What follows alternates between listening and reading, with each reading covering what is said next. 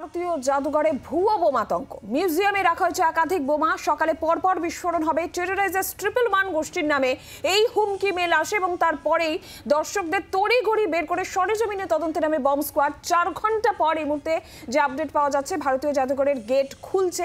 আর কি ছবি সেখানে এই মুহূর্তে আমরা জানবো। সরাসরি রয়েছেন আমাদের সঙ্গে আমাদের প্রতিনিধি রনয়।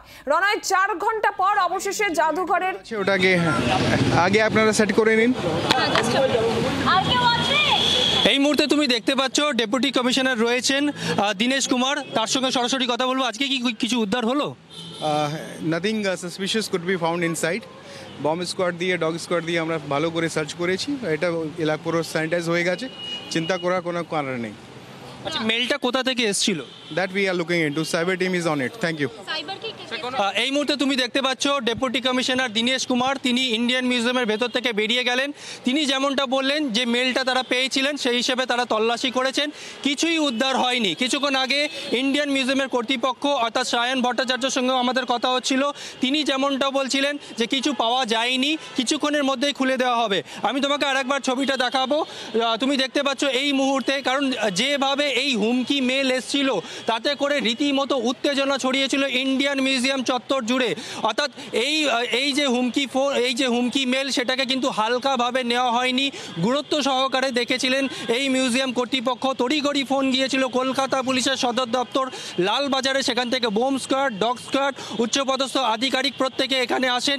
প্রায় 11টা 10 নাগাদ যে সমস্ত ভিজিটাররা ভেতরে ছিলেন, 11টা 10 নাগাদ তাদের প্রত্যেকে বাইরে বের করে দেওয়া হয়। টিকিট কাউন্টার বন্ধ করে দেওয়া হয়। একই সঙ্গে কর্তৃপক্ষের তরফে নোটিশ টাঙিয়ে দেওয়া হয়, অ্যাডমিনিস্ট্রেটিভ এমার্জেন্সি, অর্থাৎ কিছুক্ষণ পরে খোলা হবে এই বিষয়ে এই ধরনের নোটিশ দেওয়া হয়। এরপরে কিন্তু চিরুনি তল্লাশি চলে। বোম স্কোয়াড, ডগ স্কোয়াড প্রত্যেকটা জায়গা তারা সার্চ করে দেখেন এবং 4 ঘন্টা, প্রায় 4 ঘন্টা, 11টা 10 থেকে 3টে 10, সেখানে প্রায় 4 ঘন্টা ধরে তল্লাশি চালানোর পর কিছুই পাওয়া যায়নি, এমনটাই কিন্তু জানানো হয়। এই মুহূর্তে তুমি দেখতে পাচ্ছ এখনও কিছু ব্যারিকেড দেওয়া রয়েছে ইন্ডিয়ান মিউজিয়ামের চারপাশে। ভিজিটাররা অপেক্ষা করছেন, যারা সেই সময় ভেতরে ছিলেন কেউ কেউ এখনও পর্যন্ত রয়েছেন এবং কেউ কেউ পরবর্তীকালে তারা আসেন। ছবিটা দেখাবো ইন্ডিয়ান মিউজিয়ামের যে টিকিট কাউন্টার, সেই টিকিট কাউন্টারের সামনে কিন্তু এখনও লোকজন রয়েছেন, তারা অপেক্ষা করছেন যে ইন্ডিয়ান মিউজিয়াম খুললে তারা ভেতরে প্রবেশ করবে।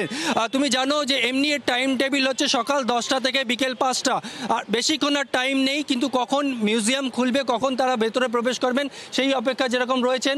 একই সঙ্গে তুমি দেখতে পাচ্ছ ডিসি বেরিয়ে গিয়েছেন, কিন্তু অন্যান্য যে সমস্ত আধিকারিকরা রয়েছেন, বোম স্কোয়াড বলো বা ডগ স্কোয়াড বলো বা অন্যান্য আধিকারিকরা, তারা এখনও ভেতরে রয়েছেন। তাদের বেরোতে সময় লাগবে, কারণ তাদের যে সরঞ্জাম যেগুলো দিয়ে তারা চেক করছিলেন, সেই সরঞ্জাম নিয়ে তারপরই তারা বেরোবেন। তারপর এই জায়গা খুলে দেওয়া হবে।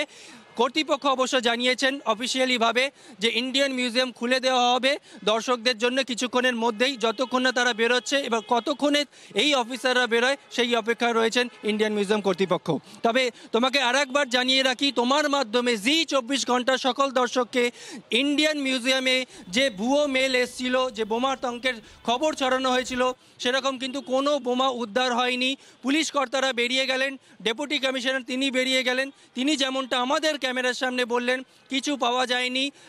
তবে এই মেল কোথা থেকে এসছে, কারা এই মেল করেছে, কোন জঙ্গি সংগঠন, সেটা কিন্তু তদন্ত শুরু করেছেন তদন্তকারী কর্তারা। গুরুত্ব সহকারে তারা পুরো বিষয়টা দেখছেন, এমনটাই কিন্তু আমরা জানতে পারছি। ধন্যবাদ রনয়। বাংলার আওয়াজ, বাঙালির আবেগ, জি 24 ঘন্টা।